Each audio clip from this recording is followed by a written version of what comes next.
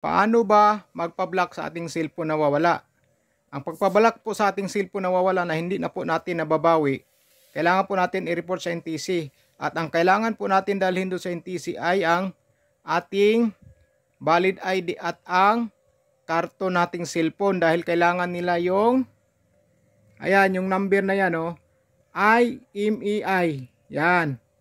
Yung IMEI, yung mga number na yan, yan po ang kailangan nila para ma-block nila yung cellphone mong nawawala na hindi mo na nakuha ulit. At para hindi na po magamit yung mga Facebook account mo doon at email account mo sa nakakuha ng cellphone mo. Halimbawa, magnanakaw pa yung nakakuha ng cellphone mo. Kapag wala naman sa inyo yung karton ng cellphone nyo, madali lang po yan habang hawak nyo pa ang cellphone nyo.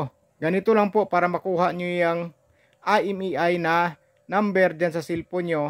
Punta lang tayo dito sa About Phone para makita natin yan o masulat natin yan sa papel at maitago in case na mawala ang ating cellphone o makuha ng magnanakaw at hindi na maibalik sa atin. Ganito lang po kapag nawala na po yung karton natin para makita pa rin natin ang IMEI na number. Ganito lang po para makita po natin o makuha natin yung IMEI na number sa ating cellphone kapag wala na po yung karton na pinaglagyan sa ating cellphone at para mai-report natin kapag nawala ang ating cellphone. Una, punta ito sa settings. Dito hanapin nyo lang yung About Phone. Tapos pindutin nyo lang yan. Ayan. Dito nakalagay yung IMEI na number. Dalawa ito sa akin. Kailangan nyo pong isulat yan o picturean nyo sa ibang cellphone. Nandito po lahat. Number, product name, model name, serial number, IMEI. Yan. Picturean nyo po sa ibang cellphone yan.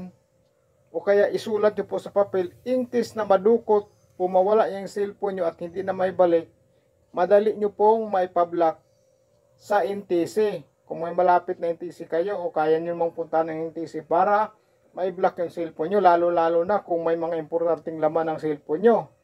Facebook nyo para hindi na magamit, yung email account nyo para hindi magamit, kailangan mai-block po. Lalo na talaga kung may importanteng laman ang cellphone nyo.